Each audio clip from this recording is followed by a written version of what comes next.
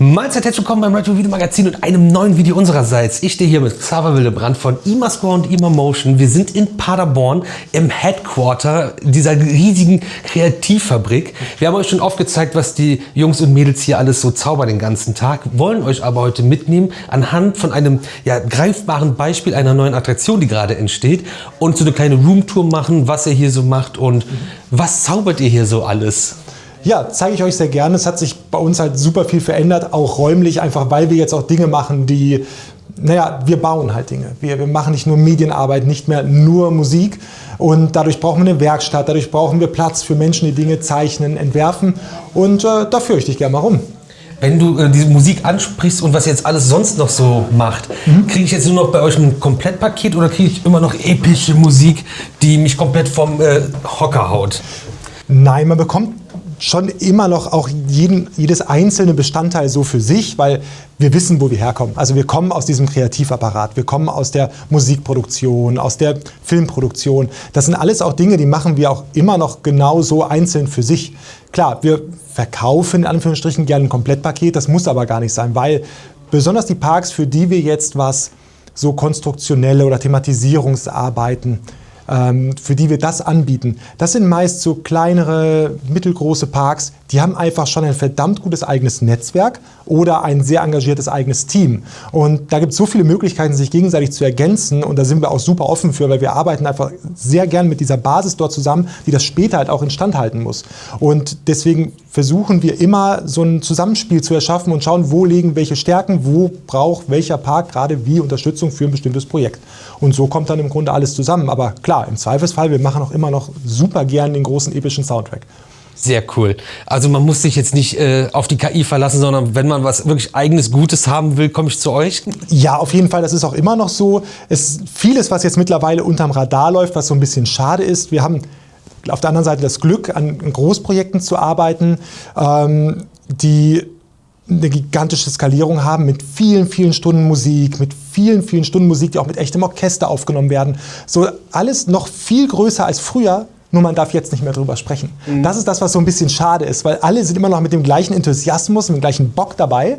Und man kann aber eigentlich nur über so, in Anführungsstrichen, bei der Musik vor allem über Kleinigkeiten sprechen. Und das ist so schade auf der anderen Seite. Wir machen alle Projekte gleich gern, aber wir hören halt ganz oft so, die Menschen fragen nach den großen epischen Soundtracks. Und diese kleineren Projekte, kleiner ist auch immer relativ zur Parkgröße, aber diese Projekte sind meistens eher storybasiert, die sind meistens witziger, haben irgendwie eine kleine lustige Idee als Basis, statt eben eine große epische Thematisierung, die einen entsprechenden Soundtrack benötigt. So und so fallen dann diese großen epischen Tracks öfters so mal ein bisschen unter den Tisch. Und das ist schade, aber sie gibt es noch. Man kann sie auch hören, man kann sie auch finden. Sie sind nur ein bisschen versteckter und nicht im Zweifelsfall mit unserem Namensschildchen drauf. Ja, man sieht ja, wenn man selbst viel unterwegs ist, auf einmal Leute von euch auf irgendwelchen Baustellen rumlaufen und dann weiß man, ach so, da kommt dann wohl doch was Musik, über die die Jungs nicht sprechen können und die dann sehr episch ist, was ich so gesehen habe. Das kann man ja nicht, also ich kann das nicht leugnen, dass ich Leute da rumlaufen sehe, aber ihr habt nicht drüber gesprochen. Ja, wir sind halt mittlerweile, das ist unfassbar dankbar, weil wir an diesem Punkt sind, wo wir an Projekten arbeiten, die wir uns immer erträumt haben. Mit Teams, auch mit Menschen, mit Kreativen, die an Projekten in der Vergangenheit und jetzt in der Gegenwart arbeiten, zu denen wir immer aufgeblickt haben. Und wir sind da unfassbar dankbar für, dass das so funktioniert und dass das so geht. Wir sind jetzt seit 2009 dabei. Musikalisch haben wir, klingt jetzt, ich soll nicht arrogant rüberkommen, es ist alles erreicht, aber will eher sagen, wir sind an dem Punkt, an dem wir für Parks und Projekte arbeiten, die ganz Großen sind. Und wir wollen aber trotzdem auch noch für alle anderen was machen. Das machen wir auch. Nur halt eben diese großen Dinge. Wenn man nicht drüber sprechen kann, so ist das halt, wenn man Kunst macht, man möchte es halt eigentlich auch ganz gern zeigen. Hier, guck mal, was wir gemacht haben. Und das ist schon ein bisschen schade. Deswegen sind wir immer froh, wenn uns irgendjemand mal zufällig wo trifft. Sehr schön. Ich glaube, ihr wisst jetzt auch Bescheid. Wo stehen wir jetzt hier? Also diese Platten haben wir schon mal in Videos gesehen. Genau, Konferenzraum, hier kommen wir zusammen. Also wir halten viel mehr Meetings als früher. Einfach weil natürlich dann alle Gewerke irgendwie zusammenkommen. Man versucht die Kreativabteilung, die Mediaproduktion, die Werkstatt zusammenzubringen. Natürlich auch die Komponisten, die Musiker, die Projektmanager, wovon es jetzt auch mittlerweile einfach mehrere gibt, weil es muss ja alles auch irgendwie organisiert werden, besonders wenn man mit Parks versucht, eng zusammenzuarbeiten, ist es wichtig, dass man sich an gewisse Timings hält. Jeder weiß, wann er was machen muss. Das ist auf jeden Fall meetingschwängerer als früher. Und das versuchen wir hier auch abzubilden und klappt auch ganz gut. Also wir haben auf jeden Fall viel mehr Struktur als früher. Wir sind halt nicht mehr nur ein reines Kreativunternehmen und da gibt es halt auch viel zu besprechen. Sehr cool. Ist auf jeden Fall für den Konferenzraum sehr gemütlich. Wir versuchen es. Also ich habe da schon anderes gesehen. Wenn wir hier rüber gehen, dann, wir sind jetzt gerade natürlich alle am Quasseln, das ist so das der Projektmanagement-Saal, gerade auch ein bisschen Social Media betrieben wird. Also hier sitzen dann alle Menschen, die alles im Grunde zusammenhalten und unser Chaos kanalisieren und ordnen. Und das funktioniert vortrefflich, muss ich dazu sagen. Ich bin da unfassbar dankbar drum, denn die müssen mit unserem Wahnsinn hantieren und das ist auch nicht immer ganz so einfach. Da versteckt sich auch noch ein Kompromiss. Ansonsten, wir haben halt Räumlichkeiten, wenn es um die ganz schnelle Nutzung geht. Wir haben den Vorteil, wir haben hier direkt angrenzend ein großes Foto- und Filmstudio. Das ist hier gegenüber direkt es sind glaube ich 7 Metern Deckenhöhe, komplett 10 Meter breit mit Hohlkehle, Greenscreen, alles da, können uns zu einem super lieben Kurs, weil es unser Vermieter ist, einmieten. Das heißt, wenn wir so größere Produktionen haben, Pre-Show-Filme, Safety-Filme, gehen wir im Zweifelsfall rüber. Hier haben wir so einen Notfall-Greenscreen, das ist unser Mehrzweckraum. Einfach, wir haben eine kleine 3D-Druckerfarm, weil es doch einfach super viel gibt, wofür das jetzt eben heutzutage einfach die Basis ist. Und weil wir viele Dinge haben, die auch mal ein bisschen größer sind, dann sind dann auch mal alle 4 oder alle 5 gleichzeitig beschäftigt. Und dann wird das dann zusammengefügt, rüber in die Werkstatt gebracht. Weil, wie es halt so ist, man wächst und jetzt ist die Werkstatt am anderen Ende der Stadt. Das sind so Dinge, das sind so kleine Schwierigkeiten, die man so ein bisschen jonglieren muss. Aber solange es noch in der gleichen Stadt ist, lässt sich es einigermaßen jonglieren. Ihr habt auch vor, in Paderborn zu bleiben? Ja, auf jeden Fall. Also wir sind ja eigentlich nicht mehr nur in Paderborn. Also die Sache ist, dass wir hier die Leitung, das Projektmanagement auch sehr viel aus dem medialen Bereich haben. Aber viele unserer Konzepter zum Beispiel kommen halt einmal im Monat für eine Woche her, arbeiten aus Hamburg, Saarbrücken, aus allen Ecken. Dann haben wir natürlich die Werkstatt, immer noch Paderborn, ja, andere Ende der Stadt, aber unsere showtechnische Abteilung wiederum ist in Frankfurt. Wir sind so oder so schon überall verteilt und müssen so ein kleines Logistiknetz aufbauen, damit das eben auch alles so gut ineinander greift. Denn die Sachen, die dort gefertigt werden, kommen hierhin zum Thematisieren. Oh weia. Aber es funktioniert. Das ist halt, wenn einer baut vor, das ist das Schöne, weil das ist eine Basisarbeit, das ist der Holzbau, sage ich mal. Und hier wird dann die Geschichte damit erzählt. Also hier kommt das Aging drauf, hier kommt alles drauf, was notwendig ist, um eine Geschichte zu erzählen. Cool. Das ist so der Gedanke. Hier sind wir bei unserem lieben Patrick Jansen im Raum. Ich habe immer so das Gefühl, man erkennt das schon automatisch, dafür muss er gar nicht hier drin sein. Ich glaube auch. Wo auch immer jetzt er gerade rumfliegt, aber er ist jetzt momentan natürlich, wir haben jetzt Anfang März, wir sind gerade so ordentlich in der Peak-Phase für alle möglichen Projekte, da werden wir auch gleich noch über ein paar ja auch noch genauer sprechen. Der ist fleißig. Da ist er. Da ist er. Ich habe keinen Urlaub. Schön, dass es dich gibt. Schön, dass du mich hier im 10. Büro, in der 10. Adresse besuchst. Ihr kennt mich aus Reviews von dir von vor 10 Jahren. Ja, von überall. Aber hier verstecken sich zum Beispiel auch so kleine Sachen, an denen wir jetzt halt auch rumtüfteln. Das ist das Coole eigentlich, weshalb ich so schön finde, dass es jetzt IMAscore und IMAmotion so im Gesamten gibt. Weil dann hast du so ein altes Radio, das du dir bei eBay einkaufst. Du baust einen Speaker ein, du baust einen Bildschirm ein, synchronisierst den Audio-Content, den du wiederum erstellst, mit dem, was da im Bild passiert, damit das Ganze einfach ein bisschen stimmiger ist. Und solche kleinen Produkte zu entwickeln, das ist ja kein ganzes Projekt. Es ist ein ganz kleines Teil von irgendwas. In diesem Fall, um ganz genau zu sein, vom Klompi im Hollandpark, wo ihr ja auch euren Anteil dran habt, oder um genau zu sein, Uschi ja auch jetzt eine ganz große Rolle spielt. Wie der alte Holzschuh. Und das ist so cool, dass es sowas gibt. Das sind so kleine Dinge. Ich freue mich einfach daran, dass das existiert und so viele Leute da zusammenkommen, um eine schöne Sache zu machen, die am Ende einfach ein Teil des Ambientes ist. Einfach unterbewusst cool ist. Ich kann bei euch also auch dann nur sagen, ey, ich brauche noch für meine Attraktion, für mein was auch immer, ein Radio, was das und das kann. Oder eine Kiste, wo eine Figur drin ist, die sich bewegt oder sowas. Also das ist tatsächlich etwas, da arbeiten wir uns jetzt auch immer stärker vor. Das passiert jetzt gerade auch. Wenn wir nachher in der Werkstatt sind, werden wir auch einige Dinge sehen, die halt genau sowas sind. Wir nennen es Prop-Inseln, also einfach einzelne thematisierte Elemente, die man sich an eine beliebige Stelle, wo man gerade Platz hat, hinstellen kann, um den Blick zu fangen, um Raum zu füllen. Thematisierung, das kann ein Plumpsklo sein, wo lustige Audio drüber läuft und einfach die Gäste als Fotopoint nutzen können. Das kann genauso gut aber so auch ein Radio sein, das einfach irgendwo steht und interessanten Content wiedergibt, aber halt komplett thematisiert ist. Nicht nur der Ton, der aus dem Speaker kommt, sondern eben das große Ganze. Jetzt kommt Patrick Jansen, kurze Teleshopping-Präsentationsshow. So, jetzt bei uns im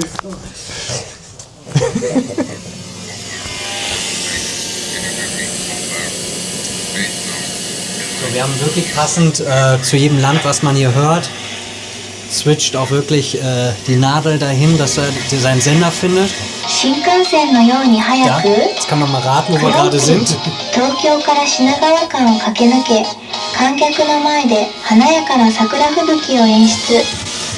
Das ist schon sehr geil. Und wie Xaver schon sagte, ne, hier ist natürlich das Geniale, dass wir vom Design eine Idee hatten, ein Radio zu kaufen. Dann die Idee war, wir wollen es mit Leben befüllen, ne, und haben gesagt, wollen wir Licht reinbauen oder LEDs? Und dann hieß es, nee, komm, wir machen sogar noch einen Bildschirm rein, eine Soundbox hinten dran. Ja, und jetzt haben wir es programmiert, jetzt läuft es da im Loop. Ne? Und das ist jetzt gerade auch ein Testaufbau, dass wir mal sehen, im Dauertest, weil wir testen auch immer weiter technisch mit den Komponenten, in denen wir das installieren, dass er auch 24 Stunden wirklich durchläuft, weil unser Ziel ist auch immer, Moment. Jetzt haben wir noch Kunst und Glamour en masse. Ja, das ist die nächste Werbung. Dann machen wir unser Teleshopping-Kanal bald auch drüber. Nein, aber wichtig ist auch für uns, dass sowas loopbar, gapless, ohne ein Blackframe einfach funktioniert. Und selbst da sind wir picky, dass wir gucken, dass der erste Frame mit dem letzten Frame auch wieder übereinstimmt und wirklich loopbar den ganzen Tag laufen kann, ohne dass die Gäste da stehen und sagen, ach, da war der Cut. Ne? Punkt. Sehr geil. Weiter geht's. Perfektionismus. Ich komme jetzt immer mit dem Radio mit. Jetzt hinterher.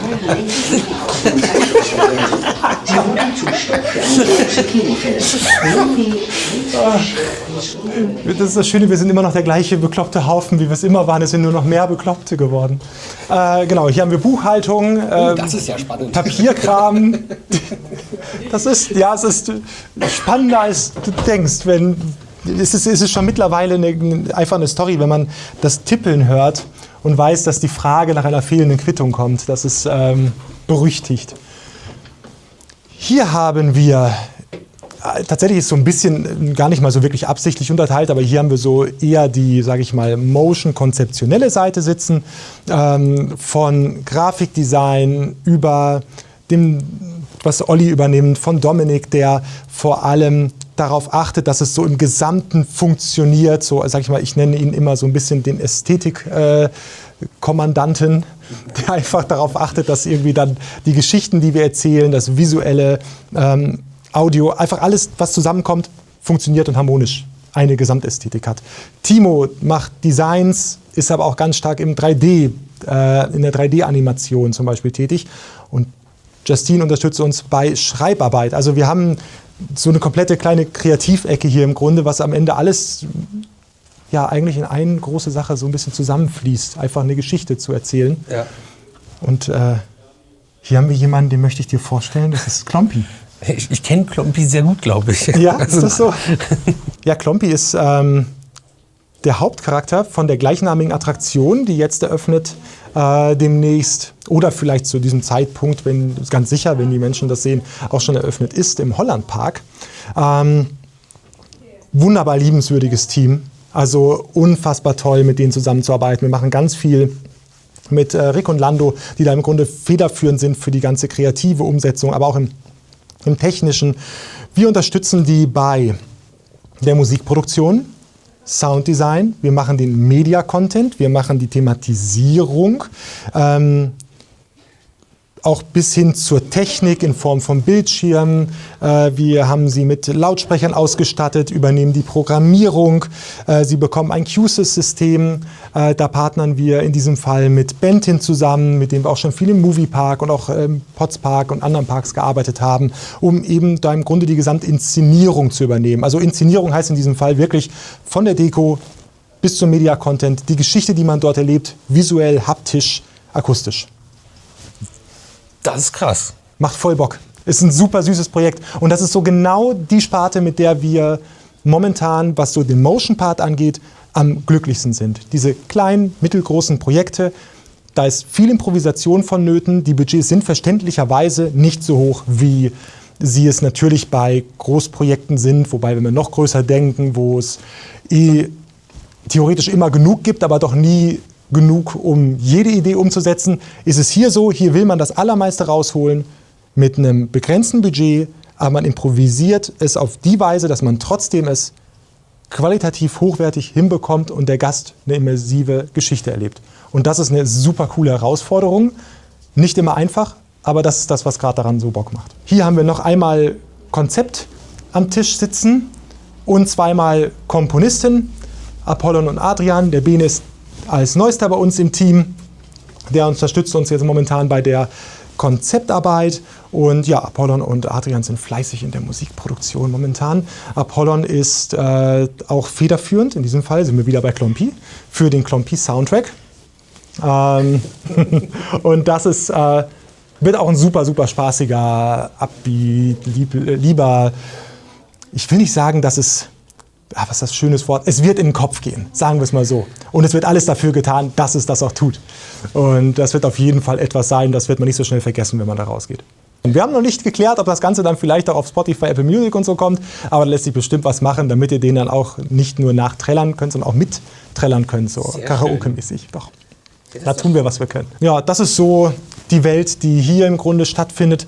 Alles, was jetzt hier, sage ich mal, in der in Anführungsstrichen Zentrale ist. Wir haben hier nebendran noch ein Lager und auch so eine Teststation für technische Einbauten, wo wir einfach schauen, weil was wir viel zum Beispiel machen, sind so Bildschirmeinfassungen. Du hast einen Bildschirm und du versuchst das Ding so zu integrieren, dass es nicht auffällt. Natürlich weiß man, dass ein Bildschirm ist. Oh oh, Achtung, wir nähern uns wieder. Das ist leicht verstörend. Ja, wir sind gleich vorbei. Man muss dazu sagen, normalerweise ist hier ein Gitter vor, das haben wir nur fürs Video weggemacht. Arc de Triomphe ou Arc de Clompi. Le charmant sabot conquiert les cœurs à Paris, la ville de l'amour. Das ist sehr verstörend. Aber also grundsätzlich, Den hast du schon ziemlich lange hier. Also. Ja, den will ich auch gern behalten. Also kurzum, ich hoffe, es ist verständlich, wir wollen, auch wenn wir ganz viele verschiedene Gewerke haben, alle versuchen einfach eine Sache zu schaffen, mit dem gleichen Spirit, was wir immer hatten, nur halt breiter gefächert. Also das ist eigentlich das, was gerade so der Antrieb ist. Stark, das ist fast ein gutes Schlusswort, aber wir switchen noch in die Werkstatt, damit wir noch mal was in der Hand haben. Bevor wir das machen, seht ihr noch ein bisschen mehr zu Klompi, denn tatsächlich verleiht Uschi ihre Stimme Klompi. Uschi ist Klompi, Klompi ist Uschi, wir alle sind Klompi. Oder Uschi. Ich sehe ihn, er ist gerne flott, er ist gerne magisch, aber er weiß, dass er cool ist. So, also es kann selbst eine Stimme in einem hallenartigen Komplex im Grunde zu hören sein wird. Ja. Was die Sprachverständlichkeit angeht, darfst du dadurch nicht zu quirlig, schnell, zu überdreht sein. Ja. Also es muss auf jeden Fall deutlich sein. Klompi ist einfach so das fröhlichste Wesen, das du dir vorstellen kannst. Haltet eure Klompen fest! Das Tempo ist gut. Magst du probieren, einen Tacken höher noch zu kommen? Ein immer so ein bisschen Grinsen, verschmitzt, so ein Grinsen auf den Backen. Okay. Hoi, da seid ihr ja schon. Eure Klompen fest. Jetzt wird's magisch schnell. Das machen wir nochmal zur Sicherheit. Okay. Haltet eure Klompen fest. Jetzt wird's magisch schnell. Passt halt auch nicht. Es wird ja auch so sagen, wenn die starten, Dispatch machen. Also das passt schon im Ganzen, wenn das durchgesprochen ist, haben wir so. Wir haben aber nirgendwo noch zusätzlichen Puffer eigentlich so richtig. Ne? Wir müssen insgesamt auf die 1,10 kommen. Boris Klompenmaker Junior. Ich bin vor über 100 Jahren genau hier entstanden. Wink doch mal. Een Moment, da komme ich schon angerast. Wink doch mal. Einmal mit ein bisschen mehr Singsang, wo du so ein bisschen, Moment, so. Een Moment, da komme ich schon angerast. Wink doch mal. Wuhu soll vom Zug kommen. Gucken, ob wir es anders routen oder sogar durch die Station pennen können. Das soll wirklich so ein Wuhu! Okay. Aber ja, versuch's noch ein bisschen länger zu ziehen. Okay. Woohoo! Woohoo! Woohoo! Woohoo! So, wir haben den Standort gewechselt und Ja. wo sind wir denn jetzt hier bei euch irgendwie? Wir befinden uns am anderen Ende der Stadt, am anderen Ende von Paderborn, wo wir unsere Werkstatt haben, wo wir, wie ich vorhin beschrieben habe, wir haben Elemente, die hier komplett von vorne bis hinten entwickelt und gebaut werden. Oder manche, die zum Beispiel aus unseren 3D-Druckern kommen. Oder andere eben, die aus unserer Schreinerwerkstatt kommen, hier hingebracht werden. Und der letzte Schliff ist eigentlich fast zu wenig, sondern eher so das Storytelling bekommen. Die Thematisierung, das, was es eigentlich am Ende zu einem Unikat macht. Und das gucken wir uns jetzt, glaube ich, mal an. Genau, Weil gehen wir ihr habt mal ja ganz viele wilde Sachen Ja. hier. Und gerade ist tatsächlich auch einiges los von den verschiedensten Parks, den verschiedensten Projekten. Wir haben wunderbare Menschen, die für unsere Dekorationen, für das Anmalen, für das Aging, für das Patinieren, für auch in vielerlei Hinsicht für die Entwicklung und Gestaltung verantwortlich sind. Ein wunderbares Element haben wir zum Beispiel hier, was jetzt noch ein bisschen unscheinbar wird und ist es so, ich würde sagen, in so einem 60-70% Stadium. Das heißt, wir haben auch diesen Grundbau, das haben wir entsprechend geschreinert, entwickelt, dass es auch robust ist, lange hält, outdoorfähig ist und das wird am Ende ein gut bestücktes Eierregal. Und weil wir befinden uns ja in einer Welt, in der das Unmögliche möglich wird, die Küken in den Eiern, die freuen sich schon so sehr zu schlüpfen, die tanzen bereits in Eiform und werden zur Musik, die dazu gespielt wird, zirpen und tanzen, wie sie es dann hier schlussendlich auch tun. Denn diese Zylinder können sich entsprechend in dem Rhythmus mitbewegen, wie was die Musik vorgibt. Nur mal so ein Beispiel eines verrückten kleinen Produkts. Und das findet seinen Weg nach Süddeutschland jetzt recht bald. Wie schön. Da gibt es auch den einen oder anderen Park, der Eierregale gebrauchen kann. Ja, und gerade im Entstehen ist. Also hat man vielleicht noch gar nicht so sehr oder alle noch nicht so sehr auf dem Schirm. Ja. Aber da können wir gerne mal so ein bisschen. Aber wie ist das, wenn ihr so eine Idee habt, dass jetzt Eier im Regal tanzen sollen? Traut man sich die zu pitchen in der Runde oder ist das alles... Das ist halt die Sache. Man muss schon davon irgendwie begeistert sein. Und ja, es ist vielleicht ein bisschen weird, davon begeistert zu sein, aber es ist in Ordnung, akzeptiere ich. Also die Sache ist, wir haben unsere Designer. Unsere Designer, die sich erste Ideen überlegen, die halt mit diesem Grundkonzept um die Ecke kommen. Und die geben das dann im Zweifelsfall an Menschen, die sich halt die Haare raufen und die Hände über den Kopf zusammenschlagen, wie sie das genau machen sollen und wie sie es vor allem so machen sollen, dass es dauerhaft funktioniert, dass man nicht ständig dort ist oder irgendetwas rumbasteln muss, dass es outdoorfähig ist und so weiter und so fort. Und da gehören halt dann solche Tricks dazu, wie eben diese, sag ich mal, doppelte Wand, trotzdem mit einer Revisionstür, die man im Zweifelsfall abschließen kann oder eben das Ganze an die Wand stellt und dort befestigt. Dann, dass man natürlich die ganze Technik, die man verbaut, möglichst aufgeräumt macht, so dass es auch verständlich funktionabel ist und ja, langhaltend funktioniert. Ja, vor allem dieses langhaltend, wartungsarm und auch noch Outdoor ist, glaube ich... Und gästesicher. Das ist nochmal das Schlimmste von allen wahrscheinlich. Muss man fast sagen, ist der kritischste Punkt. Man lernt mit der Zeit, dass alles, wir können ein bisschen vom Kompressor weggehen, dass alles, was kaputt gemacht werden kann, wird kaputt gemacht. Und alles, was Oder es eigentlich wird auch nicht abgeknibbelt. Ja, es wird in Epoxidharz eingegossen und man schafft es doch, die kleinen Kristalle, die dort liegen, abzuknibbeln oder doch rauszureißen. Hämmer, die mit mehreren Schellen festgemacht sind, die sind plötzlich weg, die so als Werkzeugdeko irgendwo rumliegen. Das sind so Dinge, darauf muss man achten. Und hier ist es halt genauso. Das Ganze bekommt dann am Ende noch so ein Vogeldrahtgitter davor, sodass man eben nicht rankommt, weil es kann zwar nicht wirklich was passieren, aber damit man es trotzdem verhindert, dass es im Zweifelsfall irgendwas passieren könnte. Und vor allem, was fast das Wichtigste ist, dass am Ende alle Eier noch da sind, wo sie sein sollen. Was wir hier zum Beispiel haben, das ist auch so, da ist noch was ganz Spezielles dran, weil es auch sehr audiolastig ist. Und mit Absicht kein Video hat oder keinen Screen hat, was nicht ganz stimmt. Der Kunde hat darauf verzichtet, aber ich mag es erklären. Steht gerade eine Menge Zeug vor, aber was das Ganze ist, ja, shit happens, man kann sehen, es ist ein Plumpsklo. Ja. So, es ist nicht funktionabel, ich warne nur schon mal vor, nicht, dass da Missverständnisse aufkommen. Das gehört dem Heidepark, wurde jetzt noch einmal bei uns frisch gemacht, überarbeitet, jetzt über die Winterpause, kommt entsprechend dorthin wieder zurück.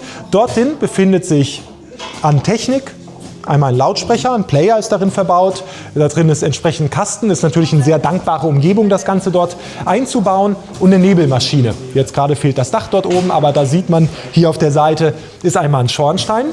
Das heißt, da ist im wahrsten Sinne des Wortes die Kacke ordentlich am Dampfen. So, das qualmt da fleißig raus und der Grundgedanke von uns war, dort einen Bildschirm einzubauen. Also, dass man hier so einen Bildschirm hat und man sieht dort drin jemanden sitzen.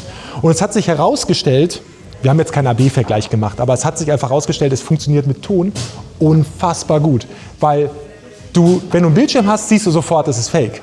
Hast du nur Ton, gehen die Leute hin und gucken, ist da wirklich jemand drin? Und das hat sich allein um diese Fantasie anzuregen, funktioniert so gut. Und es ist einfach Blödsinn drin. Da ist ein Pirat fiktiv drin im Ton, der spielt halt Ziehharmonika und singt. Oder sagt doch mal was Anrüchiges. Und natürlich hört man auch das, was man erwartet, daraus zu hören. Und es funktioniert so gut. Ich finde es erschreckend, wie sehr Menschen sich von diesen Geräuschen triggern und anziehen lassen. Aber jeder wie er mag. Ja, denke ich auch. Solange die Eier da bleiben, wo sie hingehören. Richtig. Das ist auch hier.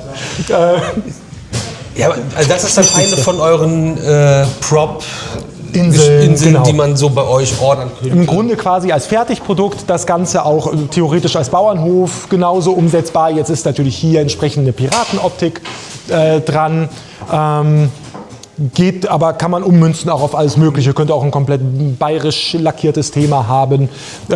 Wichtig bei dem Ganzen ist, bei der ganzen Sache ist, das sollen so kleine Geschichten für sich sein. Du stellst das hin und hast nicht nur Deko, weil Deko kann man sich relativ einfach, könnte man sich das selbst arrangieren. Es soll irgendwo ein Kniff dahinter sein, eine Geschichte erzählen. Etwas, wo die Kinder sich dran erfreuen, weil die Fantasie noch angeregt wird und die Eltern, die Großeltern ein Foto machen, weil es halt irgendwie süß ist. So, das ist der Grundgedanke. Und das ist etwas, da wollen wir einfach auch mehr hin, weil es so schön ist, Eigenes zu entwickeln mit dem Know-how und diesem wunderbaren Stab an Menschen, den man jetzt hat. Das ist so ein bisschen wie der Cowboy auf der Bank, mit dem man früher ein Foto gemacht hat, nur in 2026. Exakt. Oder wenn wir hier vorne hingehen, auch das geht nach Süddeutschland. Das ist jetzt ein bisschen wild aufgestellt, ein Bienenensemble, und da wird man auch die Bienen entsprechend summen hören, und die summen aber natürlich eine Melodie. Die summen natürlich jetzt nicht, ist einfach nicht nur ein Bienensummengeräusch, sondern es ist halt irgendwie ein kleines Storytelling, eine kleine Sache, wo man sich fragt, sind die da jetzt wirklich drin? So, wo man einfach, dieses Gefühl soll man haben, ist das echt oder nicht? So diesen Moment so lang wie möglich zu ziehen, ja, bis man merkt, okay, das ist jetzt gerade wieder ein Effekt. Aber das ist so das, was Spaß macht. Das ist echt cool. Und Leute beobachten, die dann damit interagieren. Das war bei der Toilette super. Ich habe eine Weile da drin ausgeholfen, habe mitgeholfen, da was fertig zu machen. Und die Tür war zu, man merkte immer, wie Leute da hinkommen und guckten und ihr da durchgeschaut haben. Ja, das war speziell. Und ja, wie du sagtest, manche haben da ein interessantes Faible für. Wir können uns auch noch was Klompihaftes ansehen. Gerne.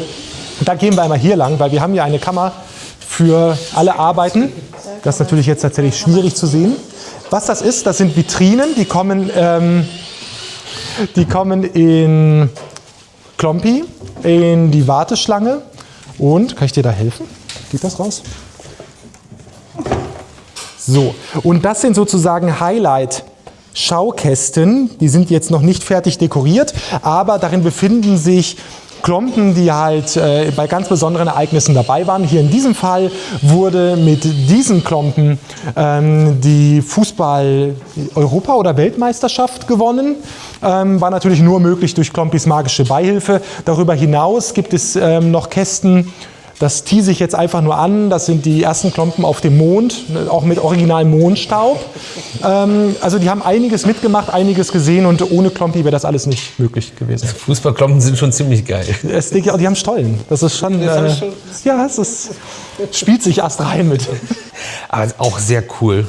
Und diese Ideen kommen dann auch mit von euch oder bringt der Kunde die mit oder ist das dann so eine Zusammenarbeit? Also bei Klompi, das war so eine ganz bunte Geschichte, weil es gab ja am Anfang einfach nur, Klompi.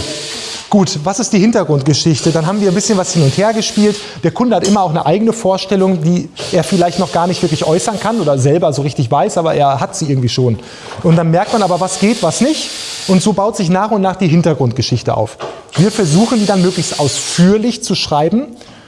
Die Reaktion vom Kunden ist in der Regel, ja, wo soll man das denn alles darstellen? Wir erklären ihm, es geht nicht ums Darstellen, sondern nur um eine Lore, einen Hintergrund zu haben, auf dem wir das aufbauen können. Das muss der Gast alles gar nicht wissen. Nur wir wissen, so können wir die Geschichte weitererzählen und thematisieren. Und so können wir dann mit der Idee, die Idee mit dem, was die Fußball-Weltmeisterschaft angeht, die kam vom Park jetzt zum Beispiel. Die Mondgeschichte wiederum von uns. Aber das baute alles so aufeinander auf und es ist eigentlich so ein Wahnsinn, der sich langsam aber sicher hoch eskaliert. So könnte man es, glaube ich, am besten sagen. Geil. Was wir auch haben ist, das ist tatsächlich ein spannendes Teil. Von der anderen Seite allerdings spannender als von dieser. Das können wir uns dann sicherlich nachher noch einmal besser ansehen. Auf der Rückseite befindet sich im Grunde eine bunt geschmückte Pinnwand mit allen möglichen Artikeln von was Klompi alles erlebt hat. Und weil es bei Klompi natürlich auch um eine ganze Menge Magie geht, das mag man vielleicht aus einem anderen fantastischen Universum kennen, die Zeitungsartikel lebendig. Und deswegen diese integrierten Monitore da in diesem Fall, die bestimmte Zeitungsartikel bzw. bestimmte Bebilderungen von diesen Artikeln zum Leben erwecken. Da werden wir aber sicherlich gleich einmal auf die andere Seite noch spiegeln können. Von der Seite habe ich so Zeitungen noch nicht gesehen. So ist das tatsächlich, aber glaubt's nicht. Musst du mal, wenn du ganz fein auseinanderblätterst, da kommt die Zauberei. Wenn ich da ganz fein auseinanderblätter, dann freuen die sich. Ja, genau, und so kommt das dann im Grunde zusammen. Jetzt sieht das natürlich aufgrund der Schutzfolie auf den Displays noch nicht ganz logischerweise so aus, wie es am Ende aussehen wird. Die werden natürlich dann sind ja so entsprechend eingearbeitet, rein patiniert, dass es so möglichst reinfließt und natürlich, wenn dann der Content drauf läuft, wo man dann guckt, dass die Farbe passt, das sind dann so alles so Feintunings, die werden wahrscheinlich heute wird auch noch ein bisschen was davon stattfinden. Ich weiß, der Patrick ist auch noch auf dem Weg und dann schaut man, wie funktioniert das, in welchem Format arbeitet man das ein und so weiter und so fort. Das sind dann so Feintunings, die macht man dann, weil da muss man ja auch noch weiterdenken, wie beleuchtet man es. Da werden wir auch immer wieder gefragt, das ist so ein Steckenpferd von unserem Patrick Kerner, wenn es darum geht, Dinge richtig auch mit Licht zu inszenieren, weil klar, besonders wenn du Bildschirme hast, wie machst du es, dass es dann nicht zu sehr spiegelt, wie erschaffst du mit wie viel Dunkelheit, wie viel Licht, es gibt so viele Ebenen, Geschichten zu erzählen und das hat man verständlicherweise oft nicht auf dem Schirm, weil man konsumiert das einfach nur, aber es macht super Spaß, weil ich habe selber relativ wenig Ahnung von den einzelnen Elementen, aber sehe mich dann auch so ein bisschen als Konsument, der sich darüber freut, das alles so ein bisschen zusammenzubringen. Und du hältst diesen Flohzirkus beisammen dann? Ich gebe mir Mühe, bringe manchmal auch meinen eigenen Chaos ein, das ist nochmal ein anderes Ding. Aber wir haben Menschen, die halten das sozusagen zusammen und meine Aufgabe sehe ich dann so ein bisschen, als das in die Welt hinauszutragen. Habt ihr diese Expertise, solche Sachen zu machen, wo kommt die bei euch her? Von den Menschen. Also die Expertise kommt auf jeden Fall von den einzelnen Personen, die wir ins Team geholt haben. Wir haben auch Quereinsteiger bei uns, die einfach so ein natürliches Talent dafür haben. Aber wenn man jetzt Patrick Jansen sieht, was den Medienbereich angeht, der macht das halt jetzt schon zig Jahre. Unsere Komponisten machen es ihr gefühlt ein Leben lang eigentlich. Viele machen es tatsächlich mehr oder weniger so ein Leben lang, seitdem sie Kinder sind, haben sie sich am Musikmachen versucht und das professionalisiert. Das geht aber genauso weiter zu Andrea, sie ist halt Ingenieurin, Stadtplanerin, dadurch in dem Bereich natürlich auch des konzeptionellen Arbeitens, aber auch in dem baulichen Bereich halt ist da eine reale Expertise. Patrick Kerner, Theater Frankfurt gelernt, Schauspiel Frankfurt, sind Menschen, die sind Experten auf ihrem Gebiet. Das ist etwas, das kann man nicht erreichen, wenn man einfach nur so ein bisschen, man kann es erreichen mit Learning by Doing. Es gibt Leute, die sind grundsätzlich talentiert. Das ist genauso, wenn Patrick Jansen ein wunderschönes Modell baut. Und das ist Wahnsinn, wenn man es kann, aber so etwas ergibt sich jahrelang aus dem Hobby heraus. Wenn man es professionalisiert, ist natürlich ein hilfreicher Schritt, sich ein Team zusammenzuholen mit Menschen, die wissen, was sie tun. Ist euer Team komplett oder muss euer Team noch wachsen oder möchtet ihr, dass euer Team noch wächst? Unser Team wächst so ein bisschen mit den Aufgaben. Das heißt, also was momentan unser mittelfristiges Ziel ist, ist die kritischen Stellen zweimal besetzt zu haben, genug Auslastung zu haben, dass man das auch vernünftig monetär abbilden kann und damit natürlich eine gewisse Sicherheit und Entlastung zu haben im Zweifelsfall, auch dieses Risiko zu minimieren, wenn es um Ausfälle geht, Krankheiten, Urlaube allein. Also dahingehend... Oh wow. Dahingehend,